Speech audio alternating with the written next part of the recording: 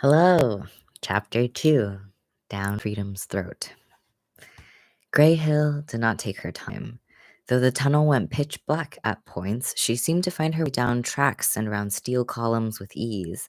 Now and then, her head crested beneath a ceiling grate, where ghostly light trickled from Manhattan's busy nightlife.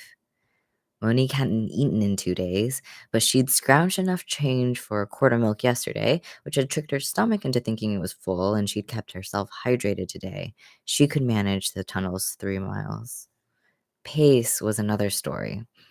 Grey Hill had long limbs that let her sweep briskly down the tracks. Monique bounded with each step, trying to time her footfalls with Grey Hill's, but it took more effort to keep human legs in stride. Soon, their underground world would join the city's cacophony of traffic, music, and rumbling soundboy, and then Monique would have no excuse not to run.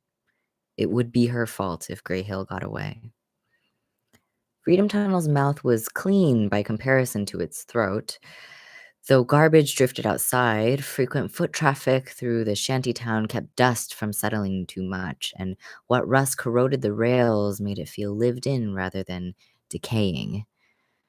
Since the freight lines shut down, the rest of the tunnel had become largely untraveled stretch of underground. The rails wore dust like a skin. Doubtful that those who disappeared would ever be found. Monique would be the same if caught. She wondered over the past 3 months if Donna might have vanished on purpose, resentful over losing her position at the law offices of Marigold and Cohen. Her colleagues' discovery of her relationship with Monique had murdered all aspirations of becoming a partner someday, years of hard work down the gutter. Donna had every right to throw blame wherever she pleased. Yet, she never did. "It's for the best," she said, almost chipper when they'd carried 2 cardboard boxes out the lobby doors. 13 years and I never found my purpose here. Maybe now I will. She hadn't found it in her nice apartment either. Without the high-end job, she eventually couldn't afford high-end rent and had to move into Monique's tiny Brooklyn apartment. A poor choice since Monique didn't have the best track record with homes. A rent hike soon put her, Donna, and 20 other tenants on the street. The pizza place where Monique worked then closed down. Life was a series of shutting doors, their outsides knob-free, the buildings themselves packing up and running away from her as fast as they could. Monique had speculated that Donna was the same and couldn't blame her, but now there was this creature. Grey Hill slowed ahead, forcing Monique to squirm back into the shadows. There wasn't much noise from the street above, but they were under Riverside. There would be a hustle and bustle soon. A narrow ceiling grate cast faint light across Grey Hill's hand, where a silhouette of limp limbs dangled beneath lengthy fingers. The unconscious woman's red coat could easily swap for a red beanie if Monique wasn't careful. Grey Hill swerved from the tracks toward a shadow-covered wall. A scraping sound filled the tunnel like cloth being rubbed against a rough surface. Monique watched the darkness, urging her eyes to adjust. Grey Hill was shrinking. Layers of cloth squeezed against her gargantuan yet narrow limbs and folded her into a fissure in Freedom Tunnel's wall. Graffiti whispered chartreuse letters to either side.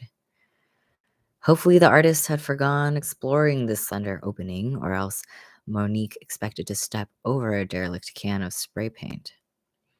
She waited a minute after the wall had swallowed Grey Hill and then ran up to the crevice. Concrete teeth rubbed her palms as she felt the edges, but they didn't chomp down. She slipped inside. Rough scraping led her through the back passage. She took careful steps not to kick up debris. Grey Hill was doing plenty of that herself as she squeezed along, building a thick dust cloud in her wake. Monique pulled a scarf over her mouth, not to breathe it in. One cough and the jig was up. She felt at the cold plastic handle up her left sleeve, but against a monster with hands the size of manhole covers, her switchblade was little better than a security blanket. Her only advantage was the passage's narrowness. While Grey Hill had to shimmy forward in uncomfortable bursts, Monique walked free. Keeping up became easy. Faint light soon cut Grayhill's 10-foot silhouette from the blackness. She made one more forceful push and then snapped loose from the passageway. Her captive's red coat shimmered to life as she veered left. Monique crept toward the jagged exit, waited to be sure Grayhill kept moving, sounded like it, and then poked her head out. A subway tunnel opened to the right and left. Rainbows of graffiti colored the concrete walls between small, round lights. Their glow reflected in the tunnel's steel tracks. These weren't the harmless freight rails of Freedom Tunnel. A third rail spit electricity up and down the subway line between Monique and the far wall. One wrong step, and the chase would end in merciless lightning. Though only wide enough for single tracking, the subway tunnel was spacious compared to the narrow path within the walls. Grayhill walked in stride here and would soon leave Monique in the dust. The third rail taunted. Monique could almost hear its hum. It wasn't high, easy to step over as any other track, but she couldn't trust it not to reach for her when she tried. The city had been trying to kill her for the longest time. She followed along a ways with an eye on her gray prize. If she couldn't handle crossing the third rail, how could she handle Grayhill once they reached her lair? Monique tensed her body and took a breath. One shoe scraped across the concrete.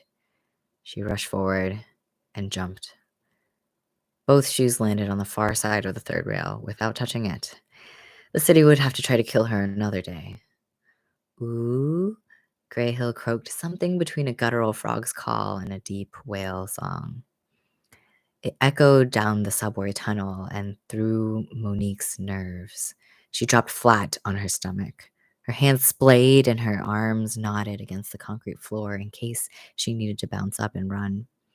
Her only chance then would be the passage back to Freedom Tunnel. Out in the subway, Grayhill could grab her with a free hand and squeeze until every bone snapped and organ popped, leaving a puddle for transit workers to find, with a red beanie sitting like a cherry on top of melted ice cream. Monique shook the idea away. Terror would only make her make mistakes. She had to hold still and pretend she wasn't here, not imagine what Grayhill would do if she found her. Imagination always got the best of people. Monique blamed Dr. Sam for the steady strain of paranoia she'd been living with since this past winter, when last she and Donna faced a monster. By the time life put them out on the street, they had already met Samuel Reinhardt, good old Dr. Sam, and paid him in advance to operate on Monique. They couldn't get the money back after their eviction. Even living rough, it only made sense to go ahead with his sketchy surgery. Monique blamed herself for not seeing through his promises and smiles. He would have taken their money and run, leaving them confused and heartbroken in a gray city snowbank, had he not planned to pull greater riches from beneath her skin and muscle. Donna had been wary of him from the start. If not for her, Monique wouldn't still be walking with 2 kidneys. She was unconscious when the good doctor showed his true colors and only heard scant details later from Donna over how they got out of there. Events involving a scalpel and teeth. Dr. Sam didn't bear Monique's scars, but he hadn't walked away entirely unscathed. That was all Donna's doing. Monique would not be useless this time, and she wasn't going to quit, no matter the silvery talons or sickle claws. Click, click. Grayhill was on the move. She had to suspect she wasn't alone here. With every footstep, the chance to find Donna slipped further away. Monique hopped to her feet and darted up the tracks. No, Grayhill couldn't escape now. The tunnel curved ahead and to the right. Concrete walls first gave way to steel columns and then to an open platform. Light spilled from its ceiling, casting commuter shadows across the tracks. Within minutes, a train would come plowing from the darkness, its horn warning everyone to keep the hell out of its way. At the light's edge, Grayhill reached for the ceiling and popped open a rectangular grate. She placed her unconscious prisoner inside and then dragged herself up the wall and into the ceiling. The opening seemed narrow, but her clothing squeezed against her body, almost like a bird's feathers, and she made it through. For all Monique knew, Plumage might have hidden beneath those billowing clothes. The grate clanged shut and Grey Hill disappeared. Whether that grate led to another layer of the underground or a discreet alleyway, she was getting away.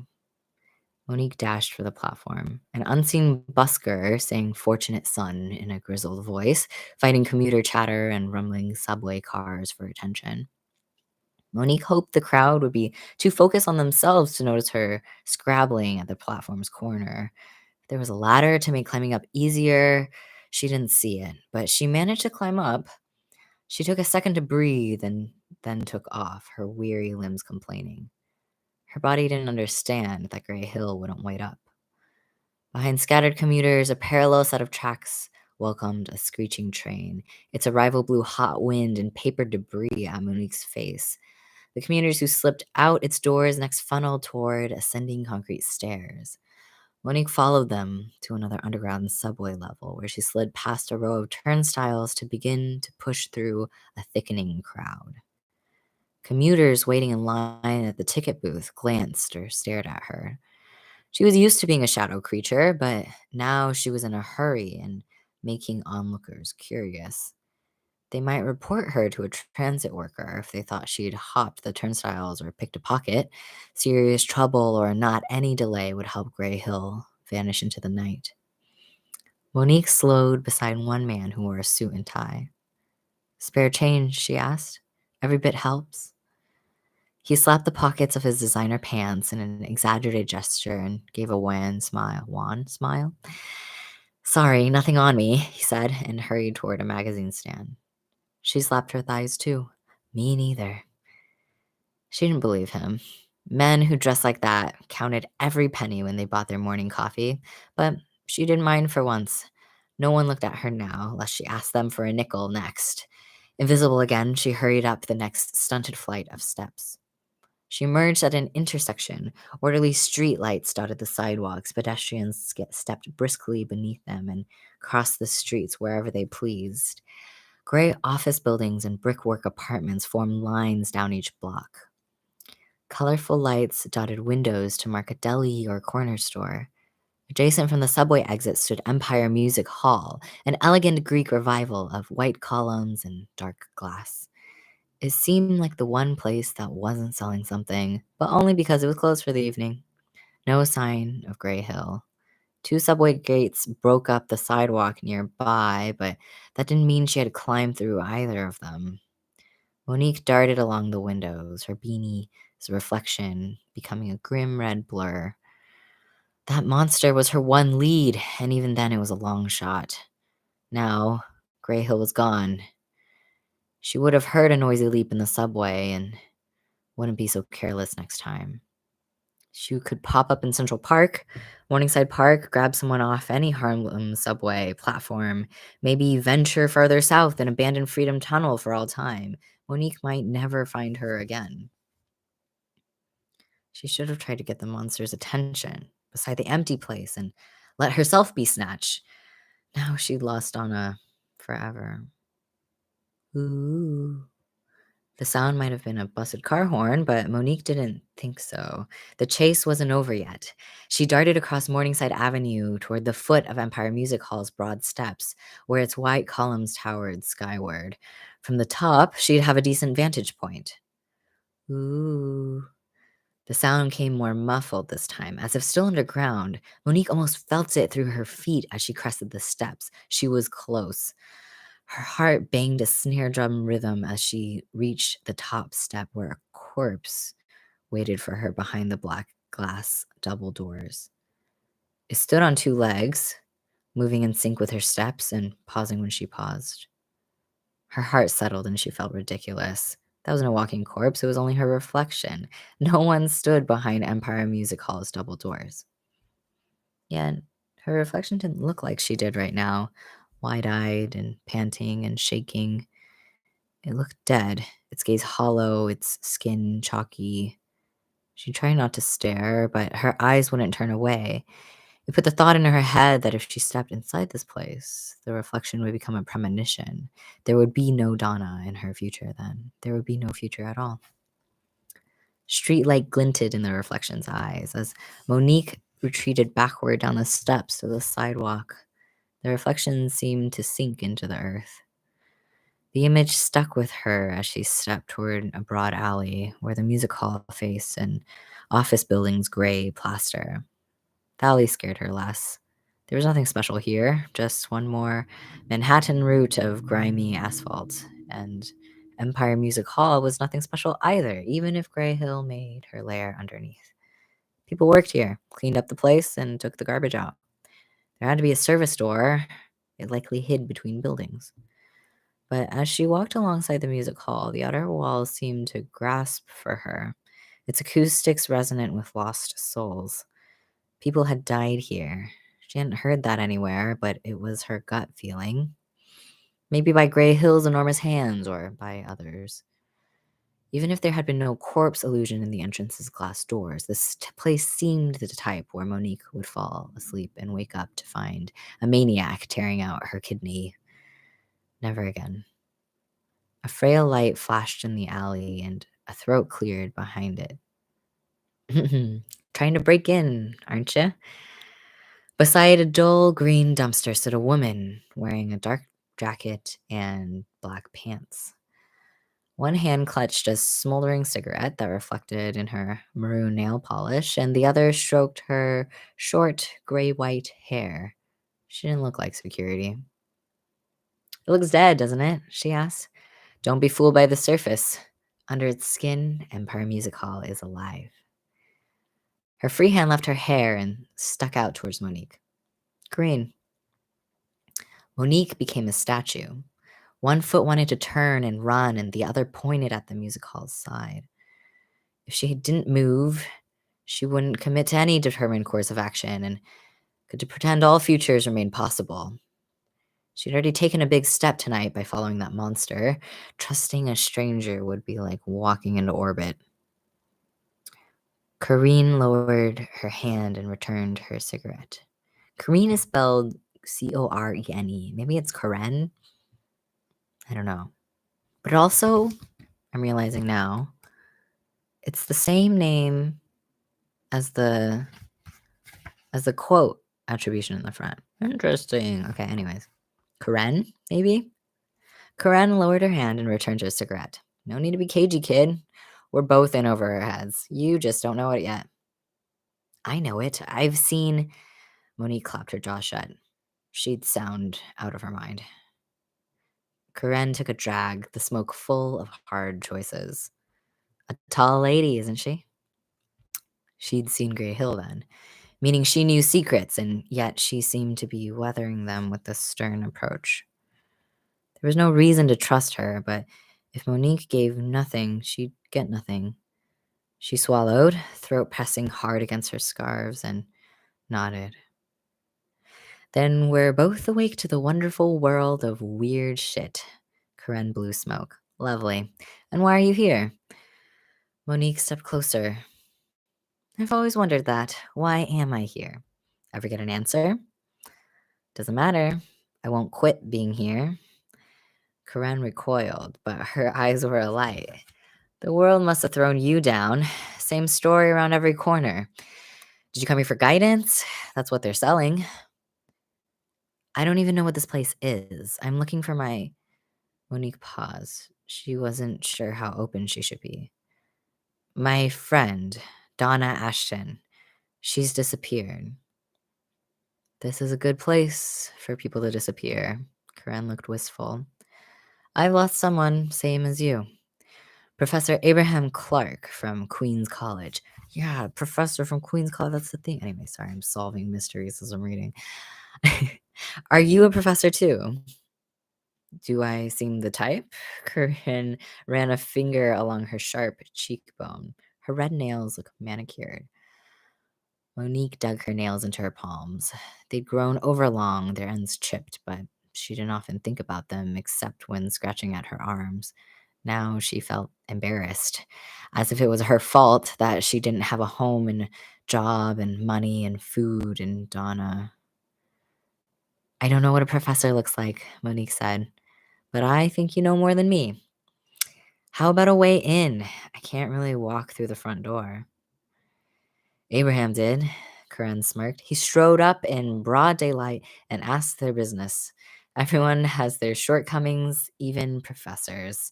His is that he likes people too much. Do you love him? Monique immediately regretted asking. It was a dumb question, imposing her own circumstances onto someone else. Karen glanced down the alley. If there were doors, they stood closer to the far end where the alley opened and onto another street. I'm not some doe-eyed grad student chasing a surrogate father figure. Abraham's my friend, my brilliant, clueless friend, and no one else can find him. No one understands him like I do or knows where to look. Monique stepped closer into the haze of cigarette smoke. You're not looking too hard. I'm about to quit smoking, and I'd like to savor this last one. Karen took one final drag, dropped the cigarette filter beside a shredded candy wrapper, and stamped out the tiny flame.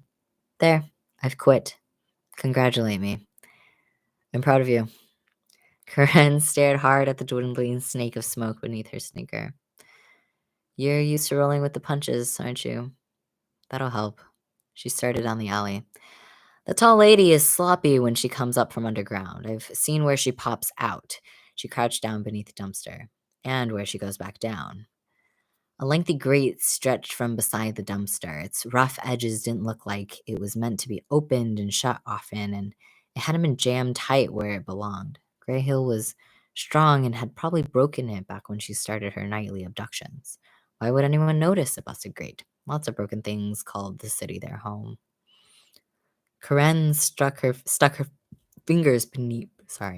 Karen stuck her fingers between iron cross-hatching and tugged. Monique squatted beside her and yanked back as hard as she could. Her muscles groaned. So did the grate as it slid across pavement. She and Karen moved it just far enough to clear the way, and then they set it on the ground and peered inside. Darkness pooled in the rectangular hole.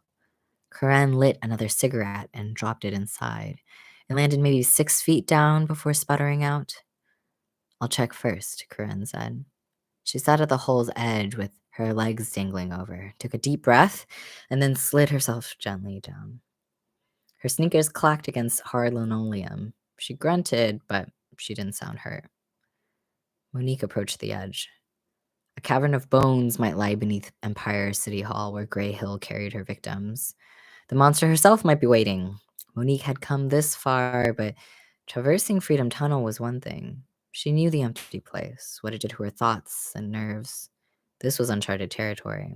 She had a lucky break finding the street again after chasing Grey Hill through the underground. Now she couldn't help feeling that if she threw that break away and journeyed back underground, she would never see the surface again. That corpse premonition atop Empire Music Hall's steps would lead her into a bottomless grave, her soul forever falling. A golden lighter flickered alive in the pool of darkness and cast a glow over Karen's face. Fiery reflections stirred in her hazel eyes. Scared? She asked. Monique glared. Wasn't it obvious? You know, kid, fear is just a symptom of old perspective being broken down. That's the only way we see things in new ways. Whatever the hell that meant. Karen stepped back to give more room, letting the darkness thicken once more. Monique sat on the opening's edge and let her legs dangle. She tried taking a deep breath and coughed it out. Hesitation was getting her nowhere. She closed her eyes, slid from the edge, and let the ground swallow her whole.